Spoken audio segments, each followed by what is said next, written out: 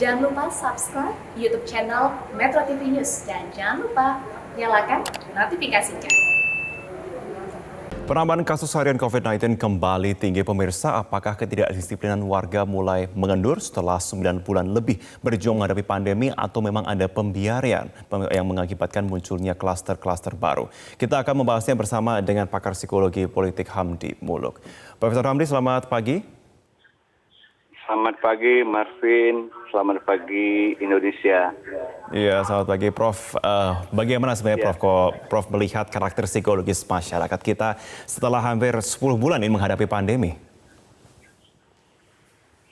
Iya, sebenarnya pada beberapa segmen masyarakat kita ya, itu tingkat kepatuhan sebenarnya cukup bagus.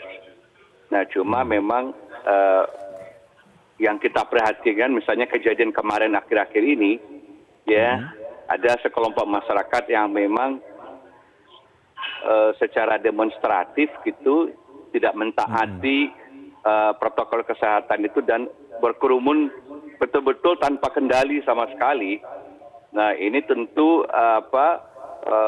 fatal sebenarnya karena tingkat penularan itu bisa sangat tidak terkendali dan menyulitkan kita semua. Jadi kalau udah puluhan ribu orang berkumpul tanpa protokol kesehatan, ataupun kalau ada orang memakai protokol kesehatan ya, katakanlah seperti memakai masker, tapi dengan jarak yang sangat dekat gitu, berdempet-dempetan, itu kemungkinan tertular itu jauh lebih tinggi ya, ketimbang misalnya kita beraktivitas, tapi satu orang dengan satu orang lain itu jaraknya misalnya masih 1 meter atau 1,5 ya. Kalau kita lihat yang kemarin itu kan nyaris dempet-dempet betul gitu loh. Nah, tidak ada penjarakan sama sekali. Walaupun ada yang mengatakan kami masih pakai masker, tapi kemungkinan tertularnya masih tinggi. Karena yang namanya protokol kesehatan itu memang baru efektif kalau itu dalam kombinasi ya. Jadi Anda pakai masker ya, Anda tetap menjaga jarak dengan orang lain ya, kira-kira 1,5 meter, dan setelah itu diikuti dengan mencuci tangan, jadi rutin gitu ya, secara reguler gitu. Nah, hanya dengan cara itu penularan bisa dicegah gitu loh. Nah, kalau kombinasi 3 hal itu tidak terjadi dan dalam keadaan kerumunan yang ekstrim, itu kasusnya akan melonjak drastis itu. Nah, apalagi misalnya di tengah kerumunan itu, setelah kerumunan itu mau bubar misalnya katakan ya, logikanya kan harus dilakukan 3T gitu loh, dites, di tracing, dan selanjutnya baru di treatment. Nah, 3T-nya juga tidak jalan karena puluhan ribu orang tuh berkumpul gitu loh. Jadi ini betul-betul mengakibatkan fatalitas yang tinggi gitu. Prof, tapi kalau dilihat dengan adanya kejadian yang pernah melanda beberapa wilayah terutama di Jakarta yang akhirnya menimbulkan 80 kasus baru begitu ya. Apakah kesadaran psikologis masyarakat kita dalam mematuhi protokol kesehatan ini masih terjaga di tengah menjamurnya pihak yang mencoba melanggar protokol kesehatan ini? Ya, jadi begini, harus kita bedakan dulu misalnya ya, bahwa masyarakat mungkin bertemu ya, katakanlah ada misalnya frase 1 orang bertemu 2, 3, 4, 5 orang, katakanlah seperti di pasar misalnya ada transaksi atau Anda pergi ke supermarket gitu ya. Nah, itu sesuatu yang mungkin tidak mungkin kita stop ya, karena ini menyangkut hajat vital kita sehari-hari. Jadi itu boleh ditolerir ya. Jadi yang kita sayangkan adalah orang berkumpul untuk sesuatu yang tidak esensial ya. Saya katakan mungkin hanya memperturutkan egoisme individu, egoisme kelompok yang sebenarnya tidak terlalu diperlukan. Ya, tadi kumpul-kumpul misalnya ya, kalau Marvin misalnya nekat ngumpulin 1.000 alumni SMA di satu gedung, nah itu kan bisa ditunda gitu loh. Bukan kebutuhan yang esensial.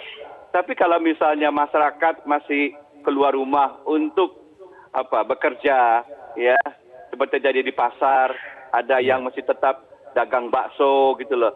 Nah itu memang nggak perlu dicegah, ya karena nanti kalau semua orang disuruh di rumah, ya tidak melakukan apa-apa, tidak melakukan kegiatan ekonomi, kehidupan keseluruh kita juga bisa lumpuh. Nah jadi ini harus ada kesadaran kolektif, Marvin, bahwa ini tanggung jawab kita bersama.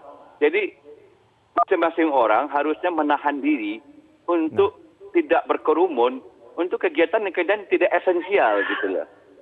Nah, jadi Anda jangan hanya memperturutkan keinginan masing-masing begitu. Ini tanggung jawab kolektif, tanggung jawab seluruh orang, semua orang gitu loh. Baik pribadi, kelompok ataupun ya. Prof, kemudian kalau sudah melihat, sudah terlanjur terjadi kejadian serupa dan juga banyaknya orang yang akhirnya menyeleweng dari pematuhan protokol kesehatan, apakah langkah tegas seperti misalkan kita katakan seperti Pangdam Jaya yang sudah melakukan langkah tegas dan juga bombardir melalui pernyataan dan juga langkah serius bisa menjadi kunci kita untuk kembali kepada awal ketika kita masih harus taat terhadap pematuhan protokol kesehatan ini? Kita akan bahas usai jeda. Pemirsa tetaplah bersama kami di Metro Pagi Prime Time. Kita lanjutkan kembali perbincangan bersama dengan Profesor Hamdi Muluk. Profesor Hamdi, kita sebelum jeda tadi saya sempat memberikan sedikit pertanyaan untuk dijawab pada segmen kali ini. Kita melihat langkah tegas dari Pangdam Jaya yang langsung memberikan ultimatum dan bahkan langsung melakukan langkah tegas mencopot poster-poster dan juga kembali melakukan langkah-langkah lain yang diharapkan bisa mengembalikan kembali marwah kita untuk bisa mematuhi protokol kesehatan. Apakah ini juga termasuk dalam langkah extraordinary yang sempat dikatakan oleh Presiden?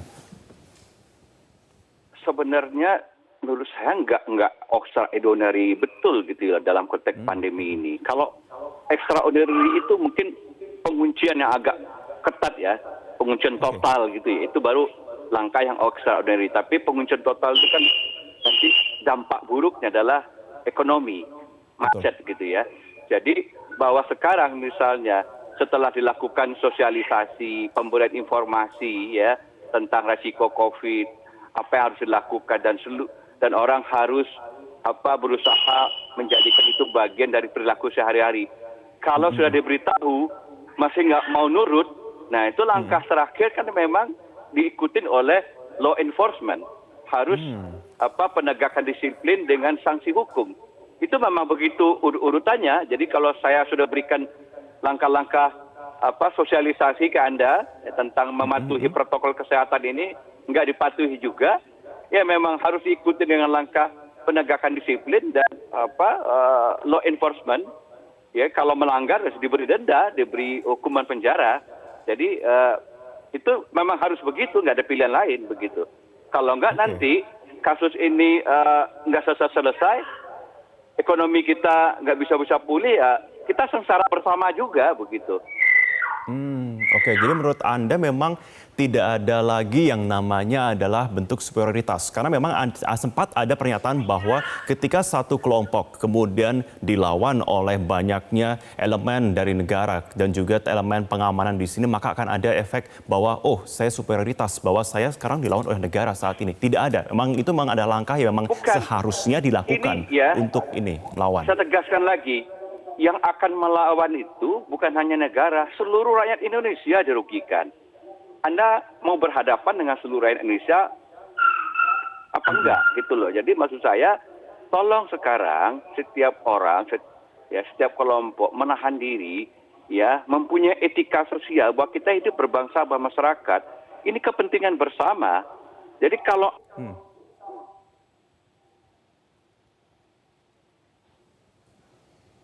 Ya, Prof. Bisa tolong diulang pernyataannya karena sepertinya ada kendala audio saat ini.